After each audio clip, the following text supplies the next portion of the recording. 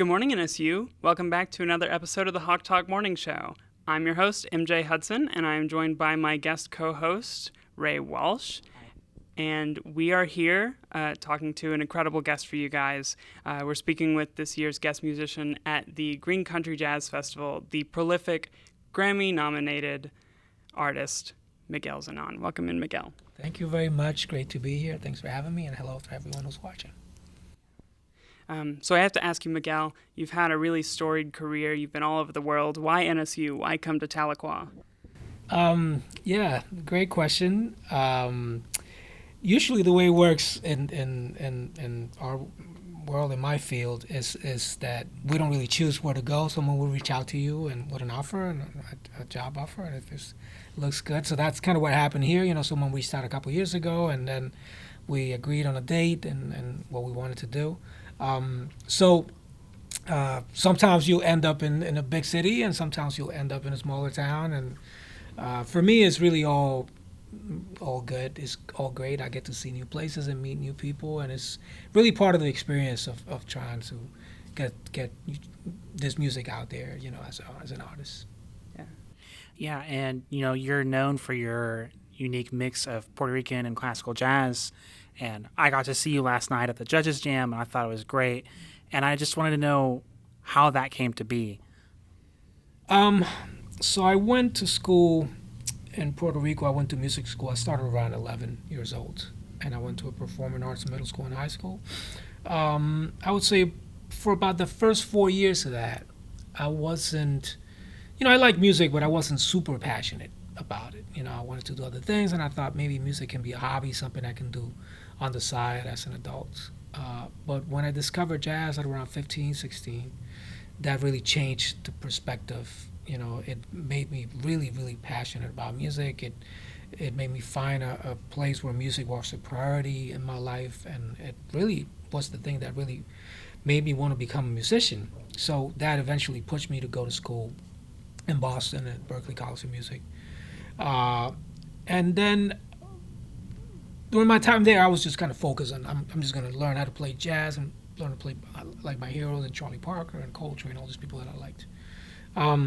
But towards the end of my time there, I started to think about what I could offer as a musician, you know, something I could offer that others couldn't offer. And started to think about my upbringing and my roots and what I could represent as an individual. And started going back to that, you know. So eventually what started happening was I started to think about this sort of combination of elements coming from jazz, coming from my own world, my own culture, coming from all the places and all this music that I liked and other elements, and trying to put something together that was a combination and represented myself as a musical personality. It's never ending, so I'm still, you know, going through the process, but I feel like now I know sort of like the road that I want to follow. And you've absolutely done that in a very interesting way. I was speaking to you before about how much of a fan I am of your album Identities Are Changeable, particularly the title song. And there's part of the reason I like it is it's so succinct and it's to the point, and it is an immigrant story. And there's this great quote in the title song where someone you've interviewed says, like, well, I'm not from the United States. I'm a New Yorker. And I just think that that is my favorite work of yours. It's just magical. Thank you very much. Thank you.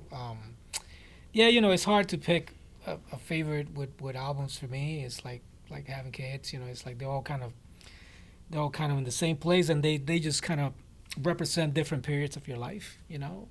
But all of them, they come out of a place of curiosity, trying to answer a question, something that you find interesting or something that you want to learn more about. So a lot of them come, you know, from the process of research, just kind of exploring a specific subject, like in the case of national identity, like this project specifically was dealing with national identity from the perspective of Puerto Rican communities in the New York City area, which is a really large community.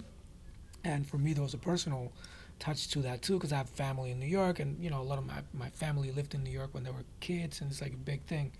And I learned a lot, you know, from it, which is for me, it's that's really the main purpose, just trying to learn from the process and be a different person once the process kind of goes through. Yeah, and since we've covered what you have done musically, I was wondering if we could listen to some of it. Sure. Great.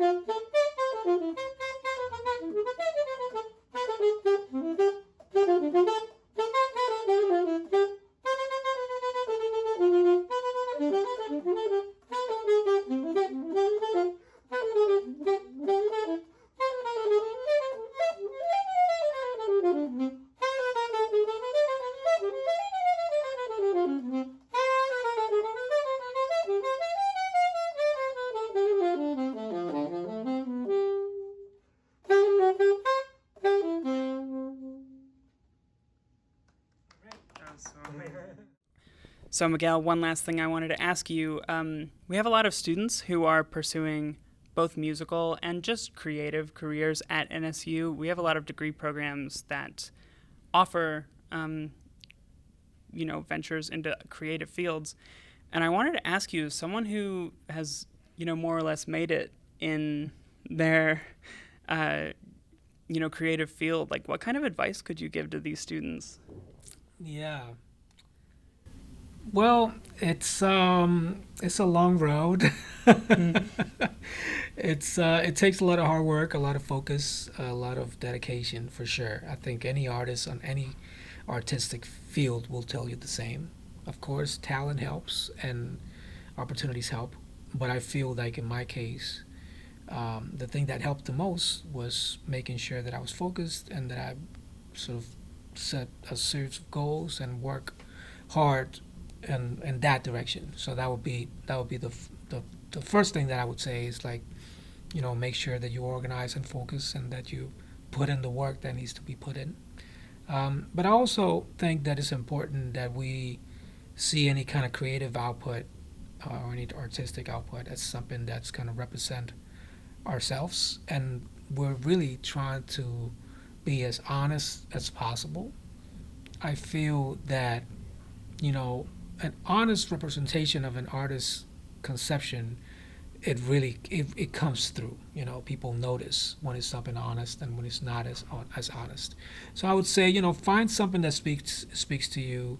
Find, put together put in the work, put together the tools that are gonna help you work towards that, and just be honest. Be honest about who you are. That is amazing. That's really amazing. Well, thank you again, Miguel, for meeting with us. It's not all the time that NSU gets a multiple Grammy-nominated artist. In fact, I don't think it's ever happened before. Yeah. So we really appreciate you coming and using your voice on our show. And thank you for listening to the Hawk Talk Morning Show. To stay on top of newly released episodes, or to listen to our previously released episodes, please follow us on Spotify or go to our website, nsunews.com. All right. We will update weekly and promote each episode on our social media platforms. So follow us at The Northeastern on Facebook and on Instagram at TNE News. Stay tuned for our next update, and as always, NSU, stay rowdy.